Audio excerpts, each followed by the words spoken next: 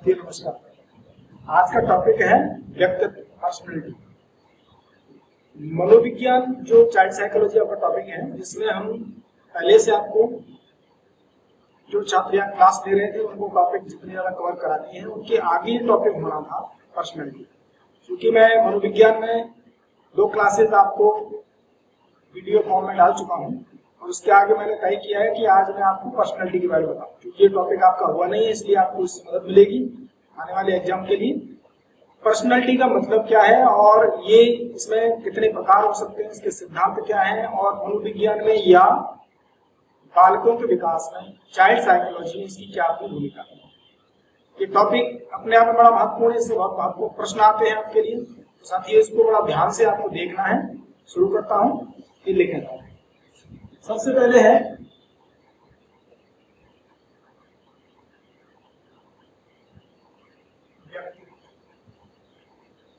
व्यक्तित्व।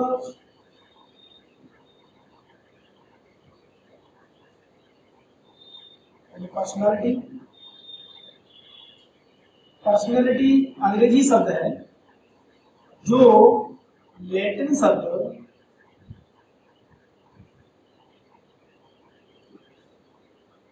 पर्सोना से बना है। पर्सोना का मतलब क्या है? पर्सोना पर्सोना का मतलब है मुखौटा।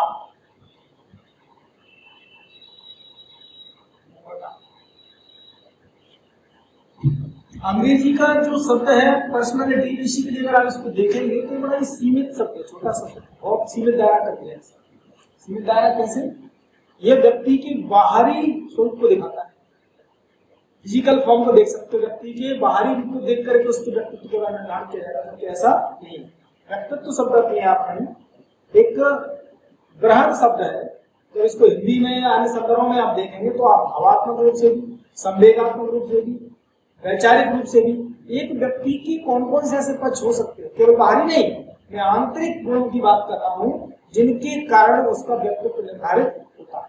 तो यहाँ पर क्या है, ये जो पर्सोना शब्द जो लैटिन भाषा का है, इसका मतलब था मुखौटा। अब प्रश्न उठेगा मुखौटा क्या है सर? मुखौटा क्या है? मुखौटा के लिए मैं आपको बताता हूँ। आपने रंगकर्मी देखा, रंगकर्मी। रंगकर्मी कौन कहलाते हैं? जो नाटकों में अभिनय करते हैं। हम लोगों के यहाँ लोकल लेवल पर जैसे रामलीलाएं होती है, नुक्कड़ नाटक होते हैं, उनमें किसी भी पात्र का जो अभिनय करता है, जैसे कोई राजा बन रहा है, कोई उसका मंत्री बना हुआ है, कोई उसमें किसी तरह की जौकर या अन्य तरह की भूमिका निभा रहा है, किसी भी पात्र की भूमिका में, उसी प्रेमचंद की कोई नाटक ले लो और उसमें अगर अभिनय करेंगे तो उसमें उनको होली का एक पात्र ढूंढना पड़ेगा। तो होली जैसा कैरेक्टर कौन व्यक्ति धारण करेगा? तो जिसने अपनी वेशभूषा जो ऊपर से धारण करनी है, उस वेशभूषा को क्या कहा गया है? मुखौटा कहा है। मुखौटा क्या है? जो बाहर से धारण किया गया है। तो इस मुखौटे से हम पर्सोना तो मतलब निकाल लिया, लेकिन वास्तव में इस व्यक्तित्व को क्या हम बाहरी गुणों से ही प्रदर्शित कर सकते हैं? यह संभव नहीं है। उसके लिए हमें उसके, जैसा मैंने कहा, आंतरिक गुणों के बारे में बात करनी है। इस संदर्भ में फिर मनोवैज्ञानिकों ने अलग अलग इसकी परिभाषाएं दी। अब परिभाषाएं जितनी दी है, इससे पहले वाले टॉपिक में जैसे मनोविज्ञान, शिक्षा और शिक्षा मनोविज्ञान के अलग अलग परिभाषाओं की कीवर्ड्स मैंने आपको बताया। आपको पूरी परिभाषा नहीं रखनी, आपको केवल उसके उन शब्दों पर ही जोर देना है जिनसे परिभाषा पूरी ओपन होती है या पूरी परिभाषा का सार उसको छुपा है। परिभाषाओं का, सबका, सारी परिभाषाओं का अर्थ एक ही निकलेगा। क्योंकि जैसे व्यक्तित्व पर कोई परिभाषित कर रहा है, तो जो व्यक्ति भी शब्दों का कोई भी इस्तेमाल करेगा, परिभाषित किसे करेगा? वो शब्द, जो भी शब्द आएगा वो शब्द हमेशा किसे परिभाषित करेगा? व्यक्तित्व, पर्सनैलिटी को परिभाषित करेगा। तो पर्सनैलिटी को परिभाषित करने के लिए मान लीजिए गिलफोर्ड ने, मान लीजिए वाटसन ने या बारेन ने, जो भी विचारक हैं, थॉर्नडाइक ने, किसी ने भी कोई परिभाषा दी है तो उसके अपनी परिभाषा, उसके अपने शब्द है। तो यहाँ पर हम क्या है, आपको विचारकों की उन परिभाषाओं से परिचित कराते हैं, उनके कीवर्ड्स आपको देते हैं जिन पर आपको बड़ी मेहनत करनी है और वो आपके क्वेश्चन आपको परिभाषा से मिल जाएंगे। सबसे पहले देखते हैं वैलेंटाइन के अनुसार। वैलेंटाइन क्या कहते हैं? देखिए,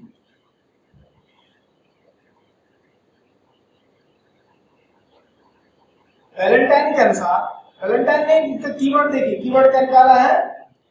व्यक्तित्व क्या है? जन्मजात एवं अर्जित प्रवृत्तियों का। व्यक्तित्व क्या है? जन्मजात एवं अर्जित प्रवृत्तियों, जन्मजात और अर्जित प्रवृत्तियों को प्रदर्शित करने वाले गुणों को क्या कह रहे हैं हम? व्यक्तित्व को वैलेंटाइन ने कैसे प्रकाशित किया है? कीवर्ड क्या हो गया? जन्मजात एवं अर्जित प्रवृत्तियां। केवल दो शब्द आपको पकड़ना, ये शब्द अन्य किसी की परिभाषा में आपको नहीं मिलेगा, इसलिए मैंने इसको कीवर्ड कहा। की का मतलब चाबी, एक ऐसा शब्द है जो पूरी परिभाषा को ओपन कर दे। हमें पूरी परिभाषा 2 लाइन 3 लाइन की याद नहीं करनी, हमको केवल उस शब्द याद करना। ठीक इसी तरह से कैटल के अनुसार, कैटल क्या कहते हैं? कैटल ने कहा है, कैटल के अनुसार है जिसके द्वारा हम भविष्यवाणी सुनिश्चित करें। व्यक्तित्व का है, व्यक्तित्व किसी व्यक्ति के जीवन में क्या होने वाला है, क्या करने वाला है, उसकी भविष्यवाणी। क्या है? भविष्यवाणी। ये शब्द आपको याद रखना, भविष्यवाणी की जा सकती। भविष्यवाणी कौन कह रहा है? कैटल कह रहा है। व्यक्तित्व क्या है? किसी व्यक्ति के बारे में उसके व्यक्तित्व के अध्ययन के माध्यम से भविष्यवाणी सुनिश्चित की जा सकती है, भविष्यवाणी की जा सकती है। उसके बाद देखिए वाटसन की परिभाषा। वाटसन क्या कह रहे हैं? वाटसन के अनुसार है हम जो कुछ भी करते हैं वही व्यक्तित्व है। क्या कर रहे हैं? हम जो कुछ भी करते हैं, जो कुछ भी करते हैं वही व्यक्तित्व है।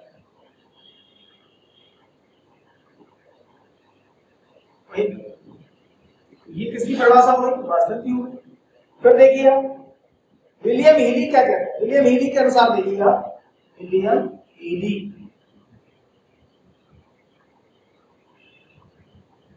आपकी वजह शब्दों पर गौर करेंगे, शब्द ही आपको याद रखना। जैसे भविष्यवाणी बोल दिया, जन्मजात अर्जित बोल दिया आपके लिए, और यहाँ बात कर रहे हैं विलियम हीली की।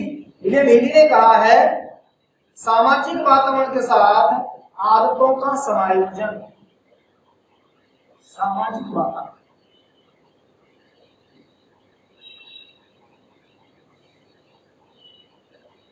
के साथ आदतों संबंधी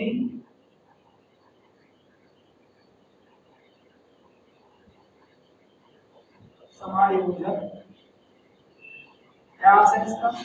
किसी व्यक्ति का व्यक्तित्व क्या है? जो उस समय के सामाजिक वातावरण के अंदर अपनी आदतों का समायोजन कर ले, वही उसकी क्या है? पर्सनैलिटी है। तो ये कीवर्ड आपके लिए क्या निकल आया? सामाजिक वातावरण के साथ समायोजन। उसके बाद देखिए आप मन की परिभाषा। कौन सा भाई? मन। मन क्या कहते हैं? मन ने कहा है व्यक्ति के व्यवहार, तरीकों, दृष्टिकोणों, क्षमताओं, इसमें आप देख सकते हैं व्यवहार, तरीकों, क्षमताओं, अभिरुचियों,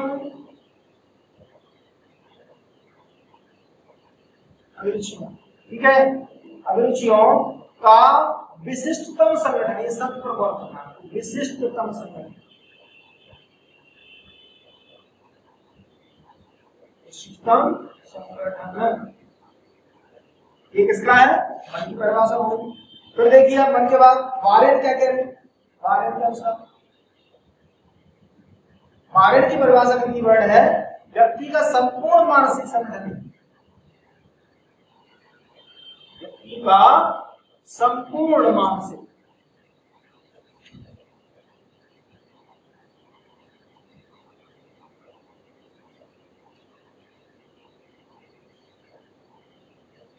संपूर्ण मानसिक व्यक्तित्व क्या है? व्यक्ति के संपूर्ण मानसिक संगठन को व्यक्त करना ही उसका व्यक्तित्व कहलाता है। इस तरह से विचारक हमने जाने, इन विचारकों ने जो जो परिभाषाएं आपके सामने जो परिभाषा दी है, इसमें और भी लोग हैं जिनके बारे में आपके साथ चर्चा कर रहा हूं। और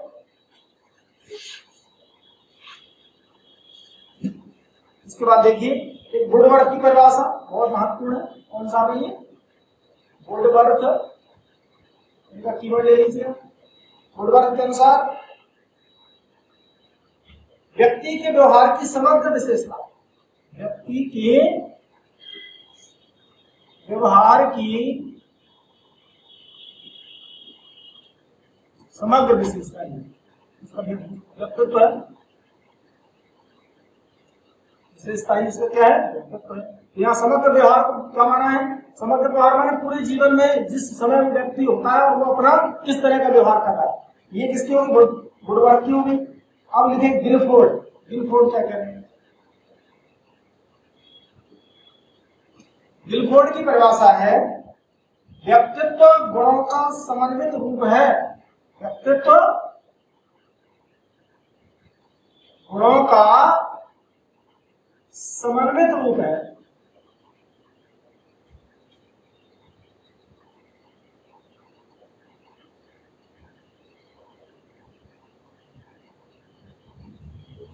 गुणों का समन्वित रूप व्यक्तित्व किसका है? ये आपका गिलफोर्ड का हो गया। तो यहाँ पर क्या है, हम इस निष्कर्ष से क्या पहुंचते हैं? किसी व्यक्ति के शील गुणों को व्यक्त करने वाले जितने सारे उसके आचरण हैं वो उसके व्यक्तित्व को प्रदर्शित करते हैं। अब यहाँ प्रश्न उठता है कि किसी व्यक्ति के व्यक्तित्व को निर्धारित करने वाले कारक कौन से? किसी व्यक्ति के व्यक्तित्व को निर्धारित करने वाले कारकों को जब आप ढूंढते हैं तो यहाँ आपको दो प्रकार के कारक हैं।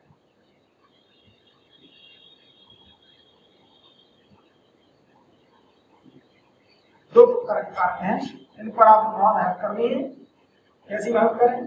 जन्मजात या आनुवांशिक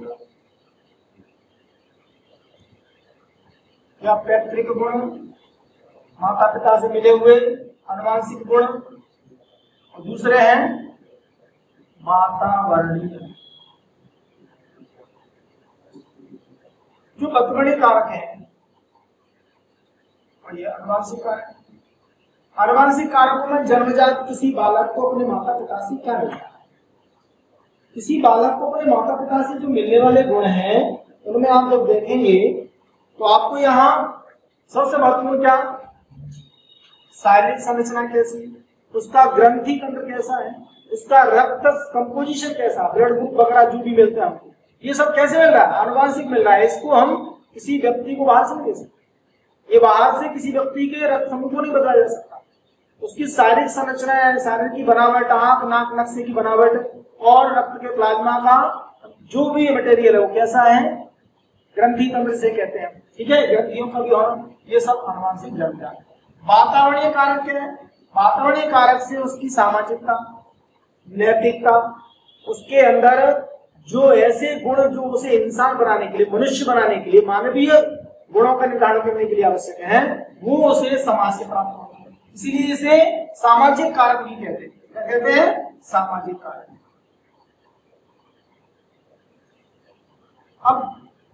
अब विचारकों में क्या है? मत भिन्नता देखिए, विचार की भिन्नता, भिन्न भिन्न आपको गुण मिलेंगे। कुछ लोग बोलते हैं जन्मजात गुणों पर, कुछ बोलते हैं वातावरण कारकों पर। पर हम ये बोल सकते हैं कि किसी भी बालक के व्यक्तित्व पर, उसके जीवन पर जन्मजात और वातावरणीय कारकों का प्रभाव समान रूप से पड़ता है। इसमें कोई हम विभेद नहीं कर सकते। दोनों ही कारक समान रूप से प्रभावी हैं। ये निर्भर करता है कि किसके लिए परिस्थिति क्या तय की गई है। अब इसके बाद देखिए इन कारकों के अलावा फिर देखेंगे आप व्यक्तित्व के प्रकार। क्या है यहाँ पर? व्यक्तित्व के प्रकार।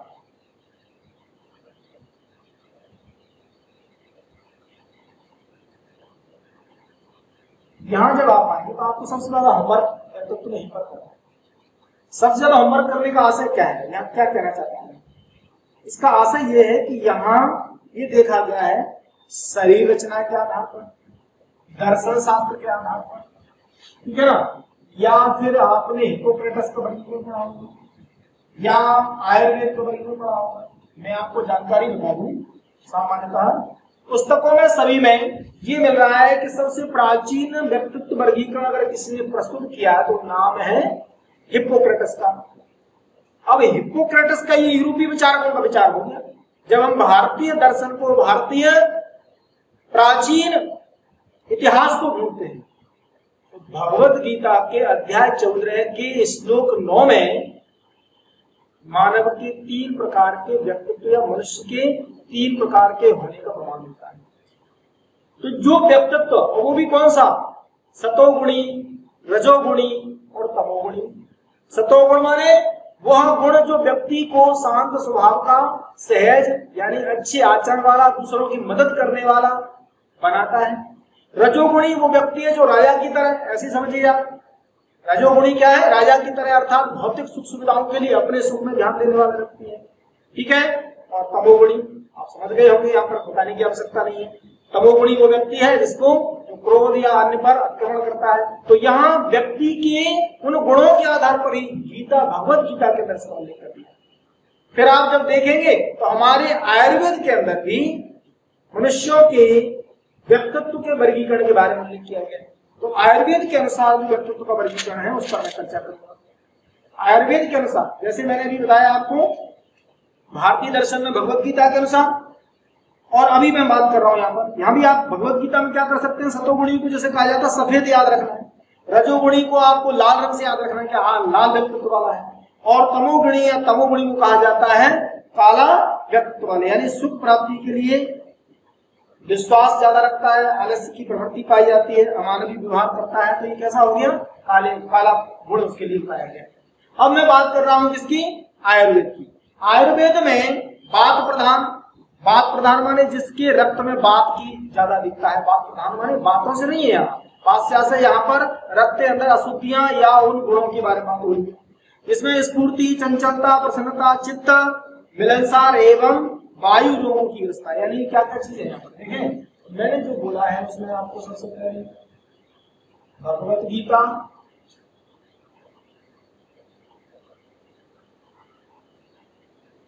इसमें मैंने बताया अध्याय 14 के श्लोक 9 में 3 प्रकार का बताया गया है। एक सतोगुणी, इसको सफेद से याद रखना, सफेद। इसके बाद है रजोगुणी, इसको आप याद रखेंगे लाल रंग से। तीसरा है सी नंबर, वो है तमोगुणी, इसके लिए काला। अब आयुर्वेद के अनुसार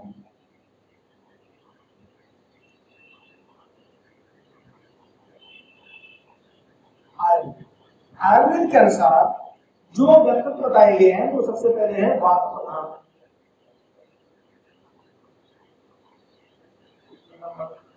क्या गुण है, स्फूर्ति, चंचलता, स्फूर्ति, चंचलता। उसके बाद देखिए प्रसन्नचित्त,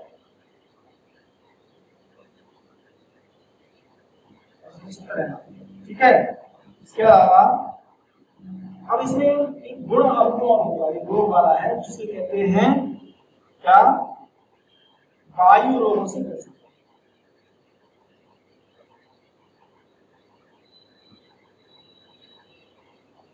वायु रोगों से बचना, ठीक है। दूसरा भी नंबर, इसे कहा गया है पित्त प्रधान। पित्त प्रधान कौन है, पित्त प्रधान व्यक्ति में देखेंगे गुण क्या क्या है।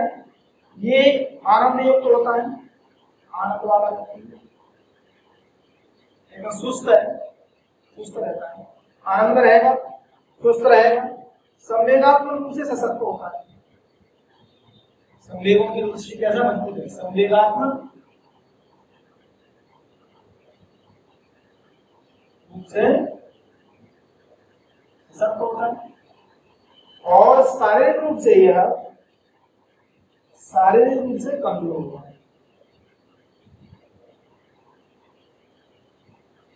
शारीरिक रूप से क्या है, ये कमजोर है। अब सी नंबर पाएंगे, इसे कहा जाता है कफ प्रधान।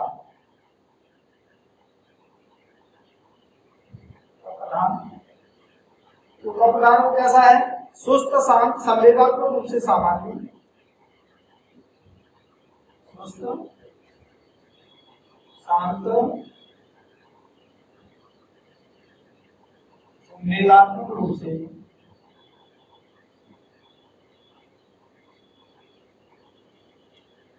सामान्य और शारीरिक रूप से कमजोर होगा।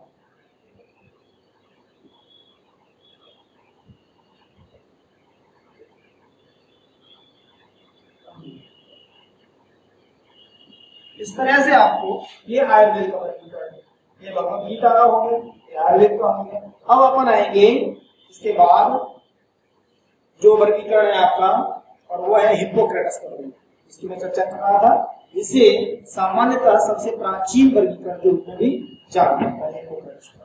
ठीक,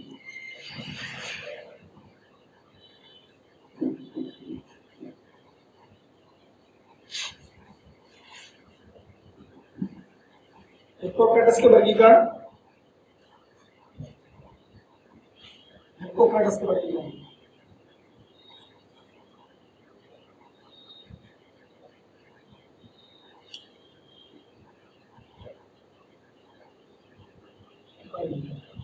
ठीक है। तो ये सबसे पहले है, इन्होंने 4 प्रकार का है, कितने प्रकार का है,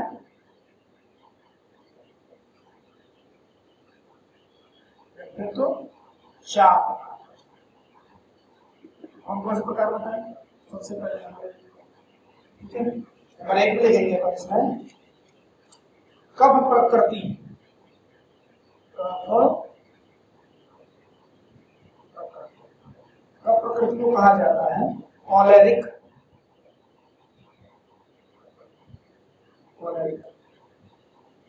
अब इसमें देखिए स्वभाव में क्या है, मिलता जुलता है जो आयुर्वेद में दिया गया है उससे काफी सिमिलर है। स्वस्थ चिड़चिड़े स्वभाव वाले, संवेगात्मक रूप से कमजोर तथा शारीरिक रूप से शक्तिशाली। और इसमें क्या हो गया, चिड़चिड़ा, स्वस्थ, उसके बाद संवेगात्मक रूप से कमजोर,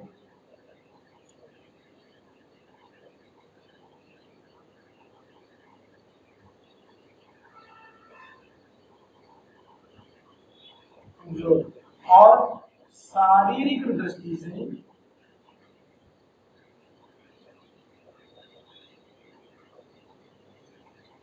शक्तिशाली, ये हो जाता। ठीक है, उसके बाद देखिए अब दूसरा क्या है इसमें, काले पित्तवादी,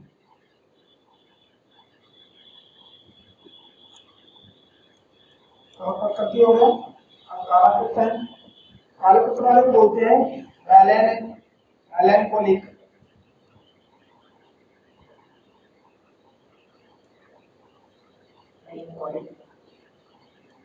और क्या विशेषता है इनकी, निराशावादी, निराशावादी, शक्तिहीन, दुखी, दुखी आत्मा है। ठीक है, संवेगात्मक एवं शारीरिक रूप से कमजोर, संवेगात्मक एवं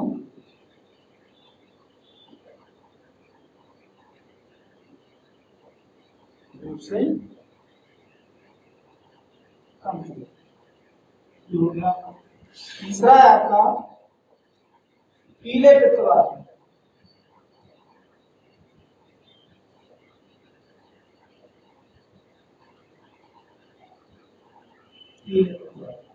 पीले पित्त वाले को देखिएगा, इसमें है आपका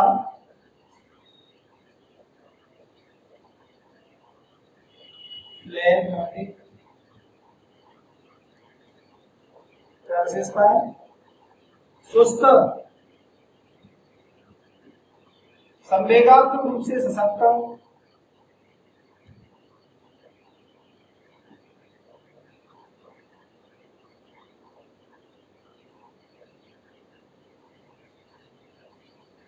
रूप से सशक्त और शारीरिक रूप से कमजोर।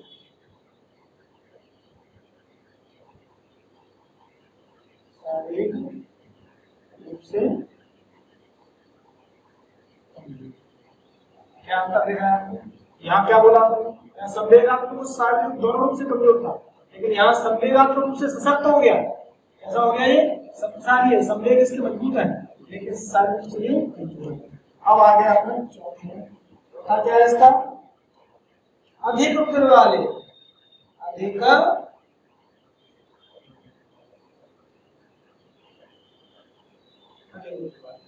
हिप्पोक्रेटस का वर्गीकरण मैं आपको बता दूं, ये बहुत बड़ी मान्यता प्राप्त है, ज्यादा मान्य है, आप हम देखेंगे। तो अधिक उदर वालों में क्या विशेषता है? उदर की मात्रा अधिक,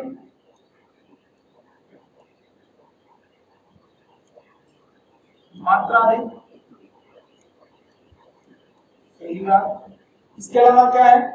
कर्मठ, उत्साही, कर्मठ, उत्साही।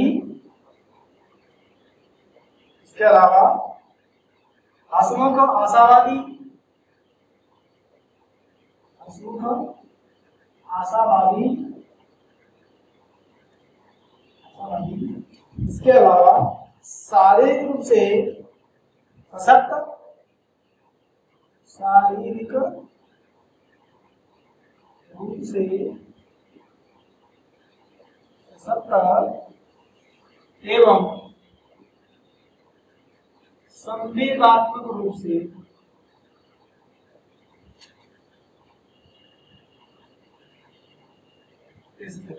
अब देखिए, अपन ने सबसे पहले क्या पढ़ा?